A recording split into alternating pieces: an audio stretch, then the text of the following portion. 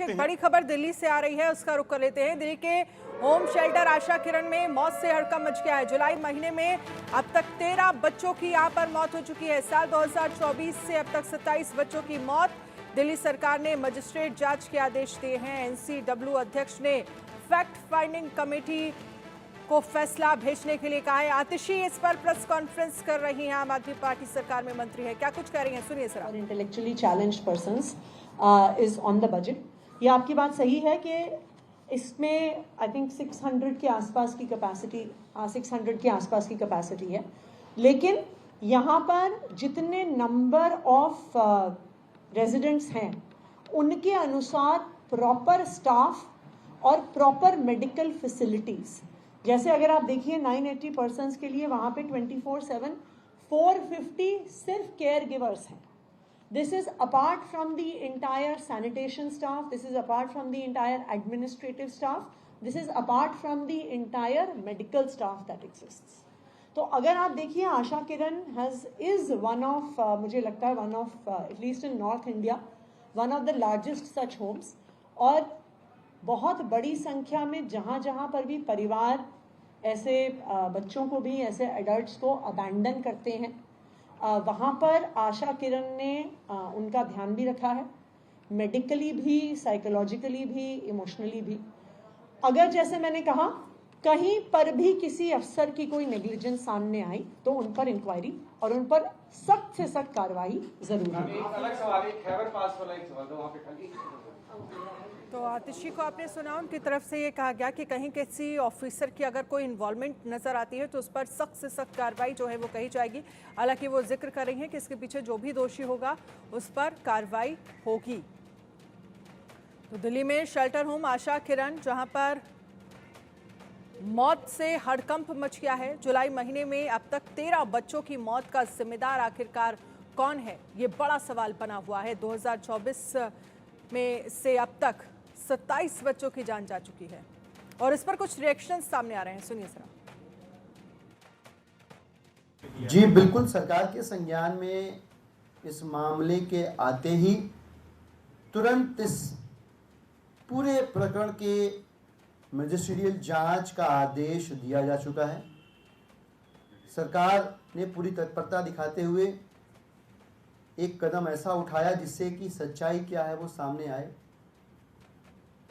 मेरी गुजारिश उनसे भी होगी जिनके कंधों पर इस राष्ट्रीय राजधानी क्षेत्र की कानून व्यवस्था को संभालने का दायित्व है, बोझ है, कि वो भी जो है इस मामले में तत्परता दिखाएं, जांच पड़ताल करें और सच क्या है वो सामने लाएं।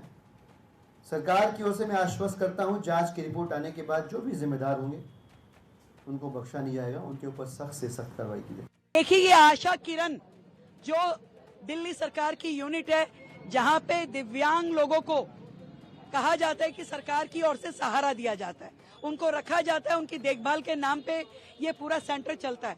परंतु ये शेल्टर लगातार यहाँ मौतें हो रही हैं। पूरे 2024 के अंदर यहाँ 27 लोग, 27 बच्चे, 27 दिव्यांगजन खत्म हो चुके हैं, उनकी मौत हो गई है। किस कारण से, क्या दुर्घटना हुई? जुलाई माह के अंदर ही 17 लोग, हमारी जानकारी में 13 तो अखबार में आए हैं, 17 लोग यहाँ पे मर चुके हैं। कारण प्रशासन बता नहीं रहा, एसडीएम की इंक्वायरी क्या कह रही है कुछ पता नहीं चल रहा। खुद गेट बंद करके सभी अधिकारी बैठे हैं, किसी भी व्यक्ति को अंदर जाने की परमिशन नहीं है। हम जो सामाजिक लोग हैं, जनप्रतिनिधि हैं, हमें तक अंदर नहीं जाने दिया जा रहा है और हम यह देख नहीं सकते कि बच्चों को, हमारे पास जो जानकारी मिली है, उन्हें गंदा पानी मिलता है पीने के लिए, उनको भोजन नहीं मिलता, उनको इलाज नहीं मिलता और आखिरकार वो जाकर के अस्पताल में दम तोड़ रहे हैं बच्चे। ये इंक्वायरी बैठनी चाहिए और सारे अधिकारी जो इस पूरी प्रक्रिया में कल्प्रिट हैं उन पे अपराध लगना चाहिए, उनका हत्या का अपराध उनके ऊपर लगना चाहिए। ये हमारी डिमांड है। मौत के बेसमेंट के बाद अब दिल्ली सरकार मौत के शेल्टर होम चला रही है। जी हाँ, दिल्ली सरकार के द्वारा चलाए गए शेल्टर होम में, आशा किरण शेल्टर होम में लगभग 27 लोगों की मृत्यु हुई है 7 महीने में, और एक ही महीने में ये आंकड़ा 13 और 14 पार कर गया। ज्यादातर जो लोग वो अपनी जान गंवा बैठे वो 20 से 30 साल की उम्र के हैं। बताया जा रहा है कि उनको अलग अलग प्रकार की इन्फेक्शंस और अलग अलग तरह की बीमारियां हुई। 2 बॉडीज की अभी तक पोस्टमार्टम सरकारी हॉस्पिटल में नहीं हो पाए हैं। इसका मतलब कि कवर अप किया जा रहा है, किसी ना किसी प्रकार से इस मामले को दबाया जा रहा है। इसमें महिला आयोग, इसमें ह्यूमन राइट्स आयोग इसमें इंटरवीन तो करे ही, परंतु ये आपराधिक लापरवाही और ये क्रिमिनल नेग्लिजेंस के साथ साथ करप्शन का भी कोई मामला सामने नजर आता है, क्योंकि इन जगहों पर अच्छी व्यवस्था करना आम आदमी पार्टी की सरकार की जिम्मेदारी थी। जावेद हुसैन इस पर ज्यादा जानकारी के लिए हमारे साथ लाइव जुड़ गए हैं। जावेद, जो आशा किरण शेल्टर होम को लेकर जानकारी साफ आ रही है और सवाल इसलिए भी खड़े हो रहे हैं कि जब हम बात करते हैं सिर्फ 2024-24 में 27 बच्चों की अगर जान चली जाती है तो इसके पीछे का सबसे बड़ा कारण क्या बताया जा रहा है?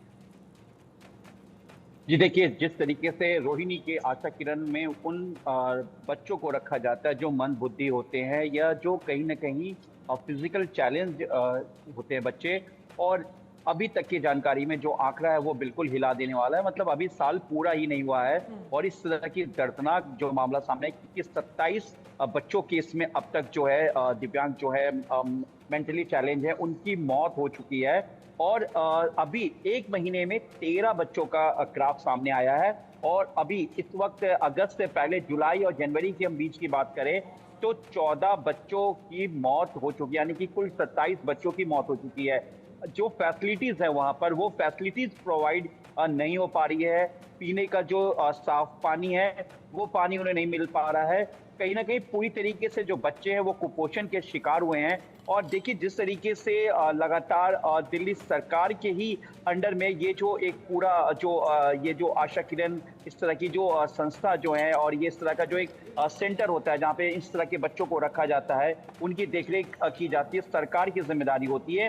तो ऐसे में एक बहुत बड़ी लापरवाही है, क्योंकि देखिए जब कोई हादसा होता है तभी लोगों का ध्यान उस तरफ जाता है, लेकिन उसके अलावा सिस्टम की का जो फेलियर होता है, सिस्टम की जो नकारापन होता है, उस पर किसी का ध्यान नहीं जाता है। अब जब 27 बच्चे अब तक जो जानकारी के मुताबिक उनकी मौत हो चुकी है, उसके बाद अब प्रशासन की नींद टूटी है और जो इस सिस्टम से जुड़े हुए लोग हैं वो अब ये कह रहे हैं कि कार्रवाई की जाएगी। हालांकि इस मामले में अभी जो है जानकारी के मुताबिक दिल्ली पुलिस इस पूरे मामले में अभी जांच पे नहीं जुटी है, लेकिन दिल्ली पुलिस के नॉलेज में ये पूरा मामला आ गया है। एक पूरी जो शिकायत है शायद वो दिल्ली पुलिस को दी जाएगी, लेकिन इसमें जो आशा किरण जो पूरा एक ये जो जगह है जहाँ पर इस आशा किरण में जहाँ बच्चों को रखा जाता है उनकी दर्दनाक मौत सामने आई है। हालांकि एसडीएम के नॉलेज में है, जो एसडीएम कंसल्ट इस जोन के एसडीएम है, उनका कहना है कि इस तरह के मामले सामने आए हैं और जो जांच है वो जांच की जा रही है। लेकिन आखिर किसी भी हादसा या किसी भी एक इस तरह की दर्दनाक मामले के बाद सिर्फ औपचारिक तौर पर जांच रह जाती है कि जांच की जा रही है, लेकिन जांच के बाद वो चीज़ लौट के नहीं आ पाती है। तो कहीं ना कहीं पूरी तरीके से एक फेलियर है जिसमें मासूमों की जान गई है।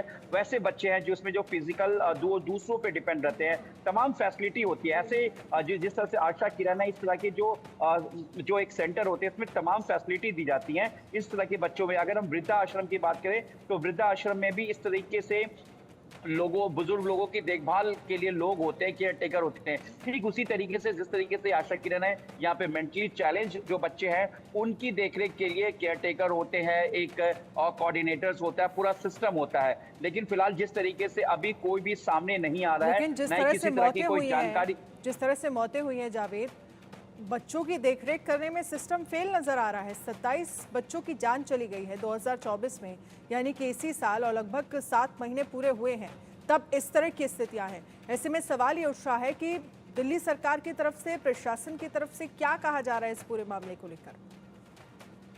जी देखिए, वो हर बार की तरह वही कहा जाता है। जिस तरीके से ओल्ड राजेंद्र नगर में आज जिस तरीके से कोर्ट ने एक फटकार लगाया है सिस्टम को, एमसीडी को, ठीक उसी तरीके से अब बात आ रही है कि इसकी जांच की जाएगी, क्या रहा। लेकिन हालात रहते जो मॉनिटरिंग होती है वो प्रॉपर मॉनिटरिंग नहीं हुआ। अगर प्रॉपर मॉनिटरिंग हो रहा होता तो आज ये मासूम बच्चों की जान नहीं जाती। ये वो बच्चे हैं जो दूसरों के भरोसे हैं, जो यहाँ पे रखे जाते हैं, जहाँ पर एक पूरा प्रोसेस होता है, एक पूरा सिस्टम होता है इनकी देखरेख के लिए, क्योंकि ये वो बच्चे मेंटली चैलेंज बच्चे हैं जो खुद से अपनी देखरेख या अपना देखभाल नहीं करते हैं। तो ऐसे में इनके लिए बाकायदा पूरा एक सिस्टम होता है, केयर टेकर होते हैं, इनको खाना खिलाया जाता है। अगर ये वॉशरूम जा रहे होते हैं तो इनका वहाँ पे भी ध्यान रखा जाता है। आप क्योंकि कोई मेंटली अगर चैलेंज बच्चा है तो वो अपना पूरा ध्यान नहीं रख सकता। तो ऐसे में जब 27 बच्चों की मौत हो चुकी है और जानकारी अभी तक यही है कि कुपोषण यानी कि कुपोषण सही खाना नहीं मिलने की वजह से,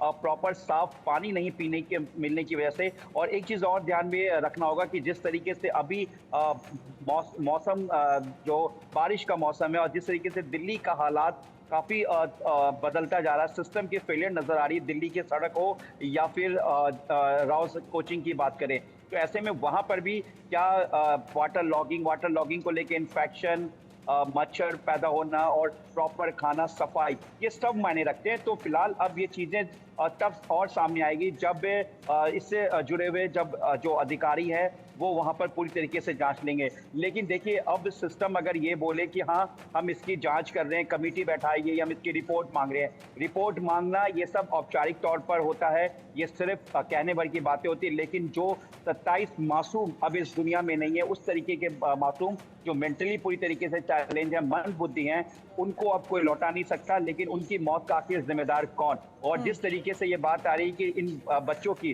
जो मेंटली चैलेंज है, इनकी मौत हुई है, इसके 24 जिम्मेदार है, उन पे सीधा जो BNS 102, 103 यानी कि सीधा हत्या का मामला दर्ज होना चाहिए। लगातार जो विपक्ष है वो मांग कर रहा है। इस खबर पर आप नजर रखिएगा। फिलहाल के लिए बहुत बहुत शुक्रिया तमाम जानकारी के लिए। इसी बीच एक